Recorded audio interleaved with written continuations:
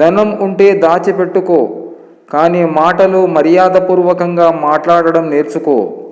ఇక్కడ నీకంటూ ఏదీ రాసి లేదు, నువ్వు ఊపిరి తీసుకుంటున్న ఈ క్షణం తప్ప. నేటి సమాజం మనం బాగుంటే చూసి సంతోషించే వారికంటే మనం నాశనమైతే చూసి సంతోషించే వారే ఎక్కువ అవుతున్నారు. మనుషుల్లో సాధు స్వభావం అంతరించే రాక్షసుడిగా మారుతున్నారు. ఎప్పుడైతే ఒకరి నాశనాన్ని చూసి నువ్వు ఆనందిస్తావో ఆ క్షణమే నువ్వు చచ్చిన శవంతో సమానం.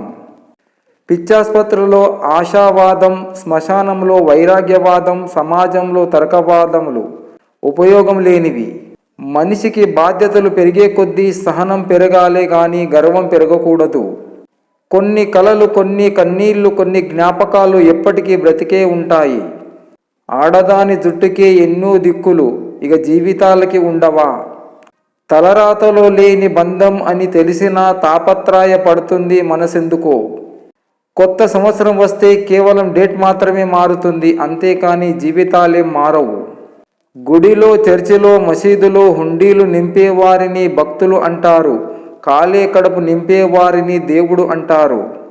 వృత్తియే దైవం. ప్రతి ఒక్కరూ తన జీవితమునకు, తన కుటుంబమునకు తానే బాధ్యత వహించి సంపాదించాలి. ఇతరులపై ఆధారపడి జీవించడం భగవంతుడు హర్షించడు.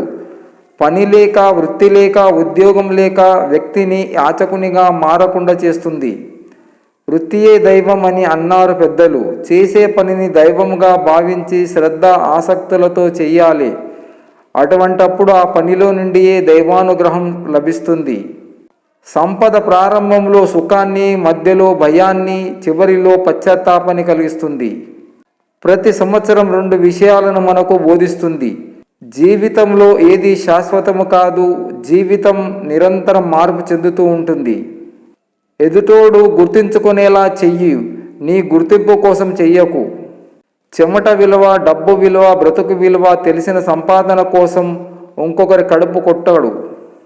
ఆకాశం నల్లగా మారితేనే చుక్కలు కనబడినట్టు జీవితంలో కష్టాలు వస్తేనే సుఖాల విలువ తెలుస్తుంది. అనుమానంతో బ్రతికే వారికి ప్రపంచంలో ఎంత వెతికినా ఆనందం దొరకదు. డబ్బు సంపాదించడానికి చదువు అక్కర్లేదు, కానీ చదువుకోవాలంటే ఖచ్చితంగా డబ్బు కావాలి. నీ దారిలో ముళ్ళు ఉన్నాయని పయనం ఆపకు, లక్ష్యం దూరమవుతుంది. నీపై విమర్శలన్నీ ఆశీర్వాదంగా, నిన్ను అవహేళన చేసిన వాళ్ళే నీకు సలాం కొట్టేలా, నిన్ను వెక్కిరించిన వాళ్ళు అహం దెబ్బ తినేలా, ఆస్తి అంతస్తు లేదని ఆలోచన వదిలి ఆత్మవిశ్వాసమని ఆయుధంతో ముందడుగు వెయ్యి. 1 నెల ఆలస్యం అవ్వచ్చేమో కానీ విజయం వచ్చిన నీ కాళ్ళ ముందు ఉంటుంది. నిన్ను వెక్కిరించిన వాళ్ళు తలదించుకుంటారు. దీన్ని గెలుపు అంటారు.